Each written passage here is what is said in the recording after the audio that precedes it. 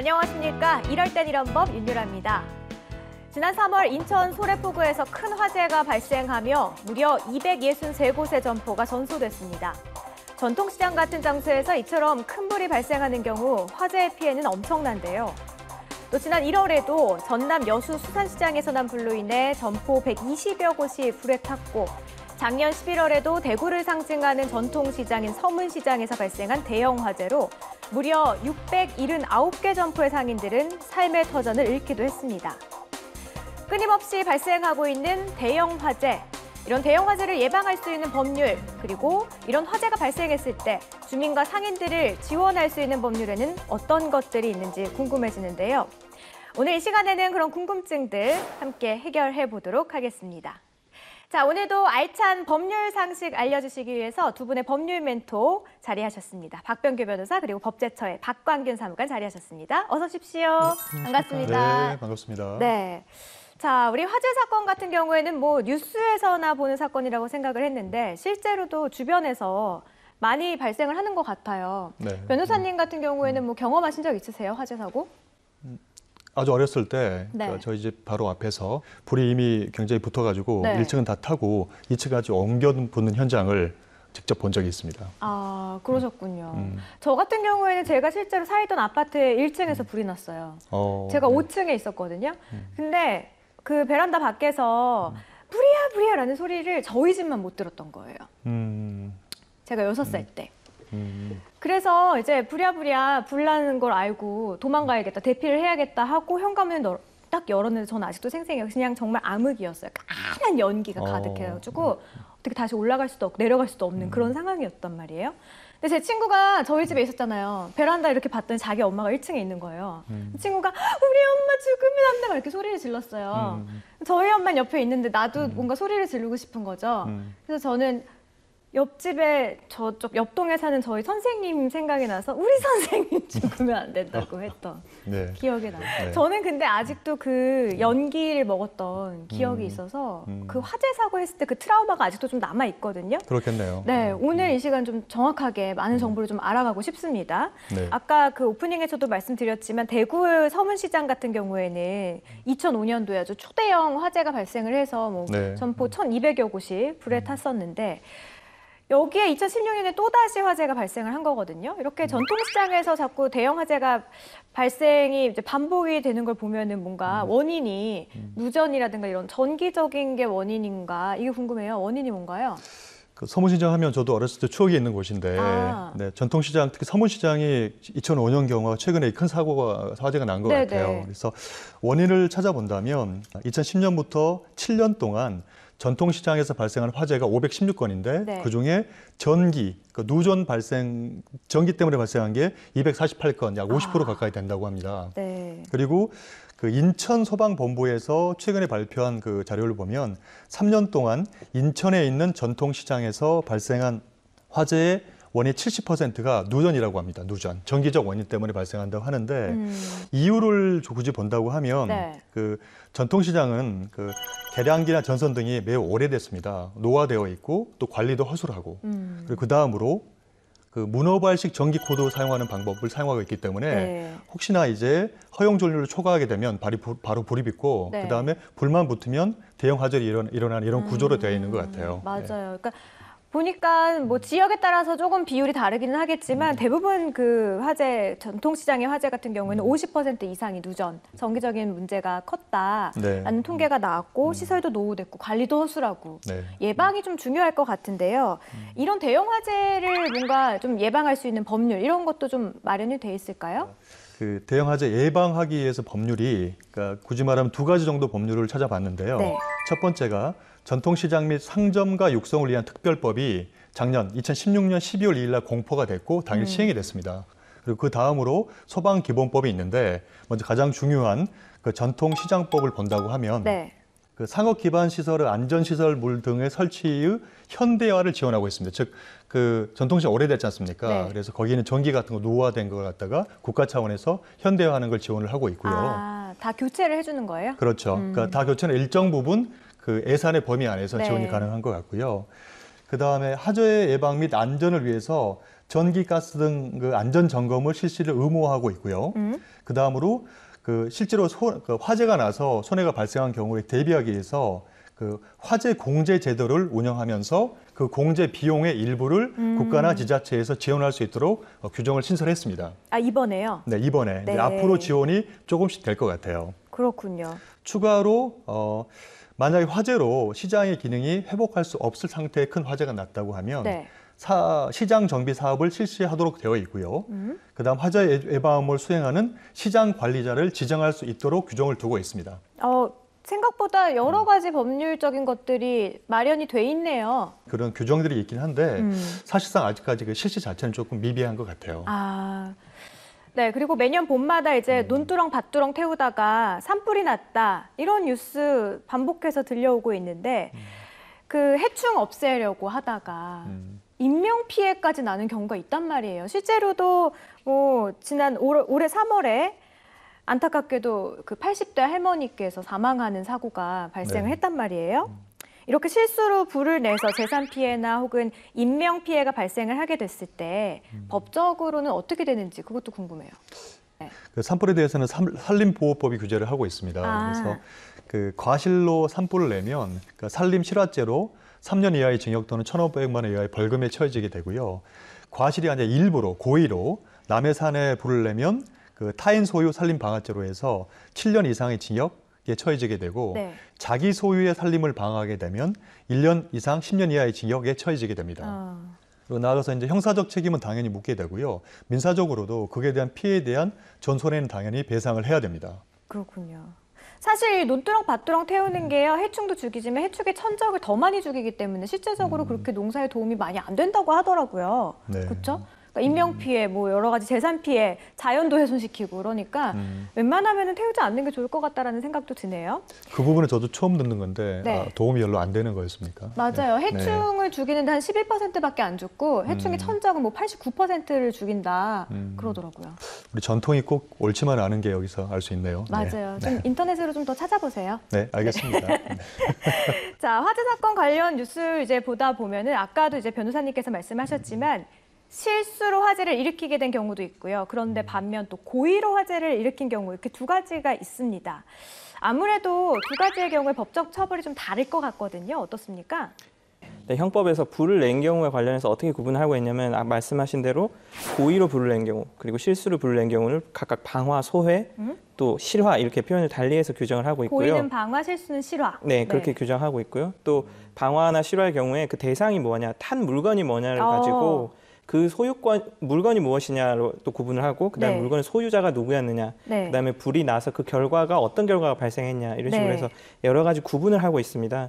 근데 아까도 보셨지만 논두렁이나 밭두렁을 태운 것처럼 내 소유의 물건을 그냥 태운 걸로는 처벌을 하지 않는 것이 원래 원칙이고요. 근데 내 소유 물건이라고 하더라도 만약에 건물을 태웠고 그 안에 사람이 있어서 사람이 다치거나 사망했다, 결국 사망까지 했다면 최고 사형까지도 규정이 돼 있습니다. 실수로 불을 낸 거로 넘어가게 되면 그 경우에도 마찬가지로 내 물건을 태워서 위험이 발생하지 않으면 당연히 처벌을 하지 않고요. 근데 위험이 발생하고 이렇게 따져봐가지고 그 경우에는 3년 이하의 금고 또는 2천만 원까지도 이렇게 규정이 돼 있습니다. 2천만 원 이하의 벌금까지도 규정이 돼 있습니다. 네, 그러니까 방화냐 실화냐 그리고 태운 물건이 무엇이냐 내 소유냐 아니냐 결과가 어떠냐 요거에 따라서 처벌이 좀 다르게 되는데 네. 최고는 사형까지도 네, 처벌을 규정이 받을 돼 수 있다. 네.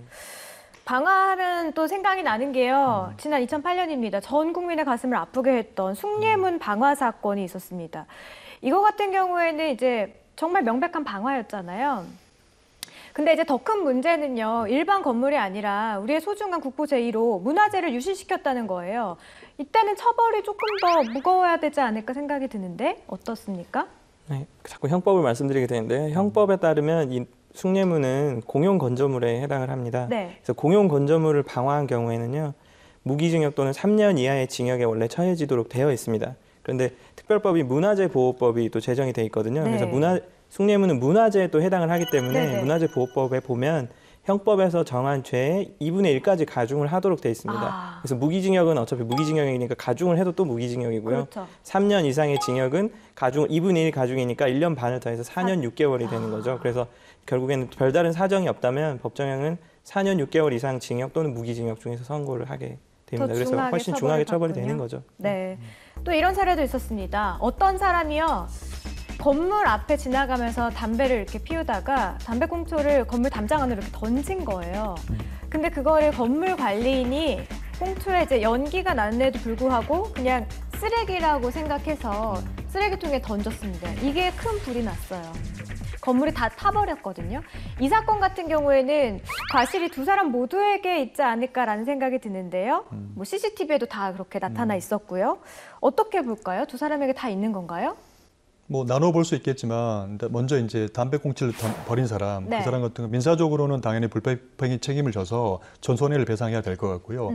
형사적으로도 그 담배꽁초 던지면 불이 붙을 수 있다는 건 상식이기 때문에 그 과실이 인정될 것 같습니다. 그래서 네. 실화죄 죄책을 질 것 같아요. 그래서 형법상 그 1,500만 원 이하의 벌금형이 처해질 것 같고요. 네. 그 다음에 이제 그 건물 관리인이 문제인데 네. 연기가 나는데도 불구하고 버렸다, 그러니까 이렇게 처리했다는 게 CCTV 화면에 확인이 된다고 됐다. 하면 네. 이 경우에는 업무상 실화죄로 가중 처벌될 것 같습니다. 그래서 형법은 그 실화죄는 1,500만 원의 벌금형만 규정이 되어 있는데 네. 업무상 실화의 경우에는 3년 이하의 징역 또는 벌금형 이렇게 되어 있기 때문에 교도소를 갈 수도 있을 것 같습니다. 그러니까 두 분 다에게 과실이 있는 거군요. 네, 있습니다. 또 이런 경우도 있습니다. 화재가 발생해서 큰 불로 번지고 있어요. 근데 이거를 이제 목격을 했는데 목격을 하고도 신고도 안 하고 뭔가 끄려고 하지도 않고 이럴 경우에는 제 생각에는 저의 짧은 지식으로는 뭔가 방관죄 이게 성립이 되지 않을까 생각이 드는데 어때요? 네, 기본적으로 방관죄라는 죄는 없고요. 방조죄인가요? 네. 방조죄는 도와야 됩니다. 그 행위를 도와주는 게 이제 방조, 뭐 예를 들어서 절도를 하는데 망을 봐줬다. 네. 그런 건 도와주는 행위니까 그거는 이제 절도 방조 이런 게 될 수도 있고 뭐 네. 절도죄 공범으로 해서 아예 공동정범이 될 수도 있는데요. 이렇게 기본적으로는 이 구성 요건 그러니까 이런 행위를 했을 때 처벌하는 규정이 있다면 처벌을 할 수는 있는데 우리 형법이나 이런 게 벌을 구하는 그 벌을 주는 체계에서 형법의 체계에서는요. 네. 행위를 했을 때 벌을 하고 어떤 행위가 없는 것 자체를 벌하는 건 않는 게 원칙입니다. 근데 뭐 소위 말하는 부작위에 의한 살인 뭐 이런 거 많이 들어보셨죠? 네, 세월호의 경우에 이렇게 이준석 선장이 부작위에 의한 살인으로 처벌이 됐다 이런 얘기가 나왔는데 네. 아무것도 안 했지만 어떤 행위를 한 거랑 동가로 볼 수 있을 정도가 되면 이제 그때는 부작위에 의한 무슨 범죄 이렇게 해서 처벌을 할 수는 있어요. 네. 근데 이 경우에는 아까 말씀하신 것처럼 불이 났다. 근데 그걸 보면서 아무 행위를 취하지 않았다. 그거는 기본적으로는 처벌되는 사안은 아니고요. 대신에 소방기본법에서 아까 말씀드린 좀 특별한 그런 경우에는 어떤 행위를 해야 된다는 의무를 준 경우가 있습니다. 네. 그 소방 대상물의 소유자, 관리자, 점유자 등을 관계인이라고 정의를 하고요. 그 관계인의 경우에는 소방대가 현장에 도착할 때까지 경보를 울리거나 대피를 유도하고 또 사람을 구출하고 불을 끄거나 아니면 번지지 않도록 조치를 취해야 할 의무를 이렇게 지우고 있습니다. 관계인일 경우에? 네, 관계인의 경우에는 의무를 주고 의무가 있기 때문에 그 의무를 행하지 않는 거에 대해서 벌을 줄 수 있는 거죠. 그래서 그 경우에 만약에 관계인이 이런 의무를 행하지 않으면 네. 100만 원 이하의 벌금에 처해질 수가 있고요. 네. 이런 관계인의 위치에 있지 않다. 그러면 아까 말씀드린 것처럼 그 죄는 의무가 아니다? 없기 때문에 죄가 되지는 않겠죠. 근데 죄가 되진 않지만 네. 이런 경우에 그 본인의 위험에 처하진 않았지만 이렇게 큰 불이 번질 수 있는 상황이라면 그 조치를 뭐 소방대가 출동할 때까지 응급조치나 뭐 주변에 이렇게 불이 났다는 걸 알리거나 해서 해준다면 훨씬 이렇게 좋은 생명도 구할 수 있고 재산도 지킬 수 있을 것으로 생각은 됩니다. 네. 맞아요. 아니 내가 지나가는데 나랑 상관없는 건물에 불이 났다 할지라도 신고 당연히 해야 되는 거잖아요. 올바른 시민의식을 갖고 있는 사람이라면요. 그렇죠? 네, 아마 올바른 시민의식으로 하실 것 같습니다. 네. 방관죄는 없고. 네, 네, 방관죄는 알겠습니다. 없습니다. 네. 우리 MC께서는 신고 굉장히 잘하실 것 같아요. 네. 저요? 네. 네. 한 번도 해본 적은 없지만 그런 걸 목격했을 경우엔 저는 약간 의리 있는 스타일이거든요. 그래요? 정의감, 의리 약간 생긴 거랑 좀 달라요, 제가. 네. 알겠습니다. 요새요, 그 소방차나 구급차 이제 차도에 많이 출동을 하는데 시민들이 멋지게 이렇게 길을 확 비켜주는 모습들 많이 보지 않으셨어요? 비켜주신 적 맞습니다. 있으시죠, 두 분 다? 저는 열심히 비켜주고 있습니다. 이렇게 양옆으로. 네. 세종시는 불이 난 걸 제가 아직 많이 못 봐가지고 세종시에 계시기 시골인 때문에. 것 같습니다. 네, 알겠습니다. 불도 잘 안 납니다. 네. 근데 이렇게 화재 진압을 위해서 소방차가 출동을 할 때 길을 비켜주지 않았을 때 요거 방해하면 좀 이것도 죄가 되지 않을까 저는 생각이 드는데요. 네, 이 경우는 아까 말씀드린 것처럼 법률에서 이럴 때는 어떻게 해줘야 된다는 행위 의무를 또 규정을 하고 있습니다. 그러니까 행위를 하지 않으면 처벌이 되겠죠. 네. 이 소방기본법에 따르면요, 모든 차와 사람은 소방자동차가 화재 진압 및 구급 활동을 위하여 출동할 때는 이를 방해해서는 안 된다고 지금 규정을 하고 있고요. 네. 이를 위반해서 출동이 방해됐다 하면 그 방해 행위를 한 사람은 5년 이하의 징역 또는 3천만 원 이하의 벌금에 처해질 수 있도록 지금 규정을 하고 있습니다. 그래서 이런 경우는 주체 자체가 모든 차와 사람이니까요. 이거를 행하지 않으면, 그러니까 비켜주지 않고 잘 이렇게 방해에 이를 정도가 된다면은 네. 이렇게 처벌이 이루어질 수 있죠. 바로바로 좀 비켜줘야 되는 거거든요, 사실 이거는. 그렇죠? 네. 네, 그리고 또 화재가 발생했을 때 불 끄기 위해서 어쩔 수 없이 소방관들이 내 집 벽에 뭐 구멍을 뚫어서 호수를 연결한다든가 이렇게 개인 뭐 사유물 같은 거를 훼손할 수도 있거든요. 그럴 경우에는 법적인 책임이라든가 뭔가 이거를 누군가에게 책임을 물어야 될 거 아니에요. 어때요? 만약에 법률상 아무런 그 권한이 없다면, 권한이 없이 그냥 뚫어버렸다면 네. 그건 이제 불법 행위가 되니까 손해배상을 받아야 될 텐데 네. 소방기본법에 따르면 소방대가 이런 화재가 발생한 소방 대상물 그리고 불이 번질 우려가 있는 경우에는 그 토지나 그 물건을 일시적으로 사용 또 제한할 수도 있고요. 그다음 소방 활동에 필요한 처분을 할 수 있도록 하고 있습니다. 그러면 이제 이건 법률에서 이렇게 할 수 있다고 했기 때문에 적법한 행위가 되겠죠. 네. 그래서 적법한 행위가 되기 때문에 이런 행위를 했을 때는 이제 우리 손해배상이라는 표현을 쓰지 않고 손실보상이라는 개념으로 손실보상. 적법한 행위로 인해서 내가 피해를 입었으면 그걸 그쵸. 배상이 아니고 보상 개념으로 가게 돼 있고요. 네. 지금 불이 번진 건물이거나 불이 번질 우려는 없지만 소방 활동에 필요한 경우에는 그 이외의 물건이라고 해도 강제 처분을 또 할 수 있도록 돼 있습니다. 이 경우도 마찬가지로 이렇게 그걸로 인해서 피해를 입으면 손실 보상으로 넘어가게 되겠죠. 그리고 또 인터넷에서 한때 좀 화제가 됐던 사진이 하나가 있는데 아마 지금 화면으로 나갈 거예요. 소방관들이 그 한 사람이 주차를 소방전 앞에다가 불법 주차를 한 거예요. 근데 그쪽 지역에 불이 나서 소방관들이 호수를 빼서 해야 되는데 그 차의 유리창을 다 깨고 호수를 이렇게 연결해서 불을 끄게 됐습니다. 이런 행위가 우리나라에서도 법적으로 가능한 건지 궁금해요. 네, 결론부터 말씀드리면 가능합니다. 한다. 가능하고 이제 긴급 출동을 해야 되지 않습니까? 이제 소방대가 근데 네. 긴급 출동을 해야 되는데 통행이나 소방 활동에 방해가 되는 주차 또 정차되어 있는 차량 같은 것은요 제거하거나 이동시킬 수 있도록 이렇게 규정이 되어 있습니다. 네. 근데 이제 아까 말씀드린 것처럼 내가 이제 적법하게 주차 공간에 이렇게 해놨는데 네네. 소방 활동에 방해가 됐다 이러면 그 경우에는 손실 보상을 받을 수 있겠죠. 네. 근데 그게 아니고 내가 불법 주차를 해놓은 거죠. 뭐 이면 보상해주면 안 되죠. 예, 그런 경우. 그래서 그 경우에는 손실 보상에서 제외하도록 이렇게 규정이 되어 있습니다. 네, 그렇군요. 그리고 또 이제 불이요, 우리 뭐 실수로 인해서 나는 경우도 있지만 자연재해로 인해서 불이 나는 경우도 있거든요. 뭐 천둥 번개 같은 거, 벼락 뭐 이런 걸로 인해서 그럴 때도 보상을 혹시 받을 수 있을까요? 기본적으로 이제 배상이거든요. 배상의 문제는 과실 책임이 원칙이기 때문에 네. 그러니까 사람이 잘못한 경우만 배상을 받을 수가 있습니다. 그래서 원칙적으로 받을 수 없고요. 굳이 이제 자연재해하고 다른 원인이 경합해서 손해가 발생한 경우에는 네. 예를 들어서 건물의 벼락이 떨어져 화재가 발생했는데 그 건물이 전기 관리가 소홀해서 더 화재가 더 커졌다고 했을 때 그런 경우에는 자연재해가 50대 50 이렇게 됐다고 하면 네. 50만큼 빼고 나머지 50에 대해서만 그 건물 관리자한테 그 배상 책임을 물을 수가 있게 이런 구조로 되어 있습니다. 과실 부분에 대해서만. 네. 그렇겠네요. 자, 화재와 관련해서 정말 여러 가지 케이스들이 있는 것 같은데요. 화재 예방을 위한 수칙, 박 변호사님께서 좀 특별하게 준비를 해오셨다고요? 화재 예방 수칙 7가지를 갖다가 만들어봤습니다. 소개해 주시죠. 네. 그전에 뭐 화재는 사실 조사해본 주택에서 발생하는 경우가 가장 많고요. 예. 심야 시간에 가장 많다고 합니다. 네. 그래서 첫 번째가 외출이나 취침 시 전기 기구와 가스불이 켜져 있는지 확인할 것.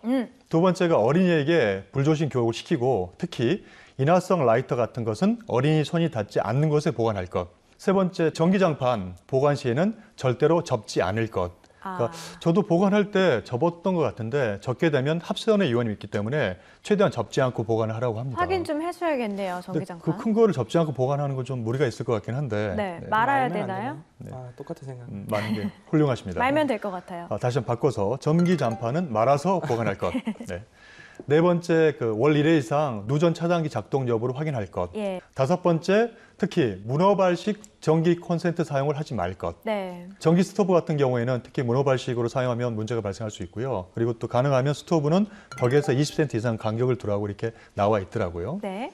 여섯 번째, 전선과 콘센트 주변에 청결을 유지할 것. 마지막으로 아파트 내 설치된 소방시설 사용법을 알아두고 특히 소화기를 비치하며 사용법을 알아둘 것. 네. 저희도 소화기는 저희 아파트에 비치가 되어 있는 것 같은데 한 번도 사용법을 배워본 적이 없어서 막상 불이 나면 좀 당할 것 같은데 기회가 된다면 좀 배워봤으면 좋겠지만 막상 배울 만한 장소가 좀 없는 게 한계인 것 같습니다. 네, 예방 수칙까지 친절하게 알려주셨습니다. 자, 인천 소래포구어시장 그리고 여수 수산시장, 대구 서문시장 이런 정겨운 전통시장들이 대형 화재로 불타버린 일을 생각하면 정말 가슴이 아픈데요. 잘 정비된 법률과 제도로 이런 가슴 아픈 화재 다신 일어나지 않았으면 하는 바람입니다.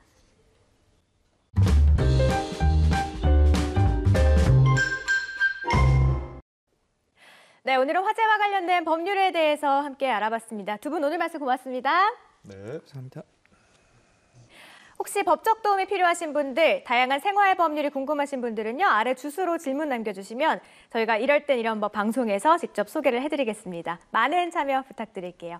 대한민국 국민 모두가 행복해지는 그날까지 법에 대한 모든 궁금증 풀어드리겠습니다. 재밌고 유익한 법과 함께라면 이럴 땐 이런 법!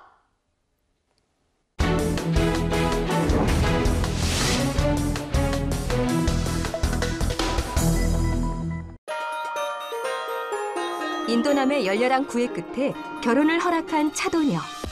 단란한 가정을 꿈꾸며 결혼을 했지만 결혼 생활은 생각한 것과 많이 달랐습니다. 결국 이혼을 결심한 차도녀. 뭐? 이혼? 당신 의견은 알겠어. 일단 이 각서를 써주면 내가 이혼에 대해서 생각해 볼게.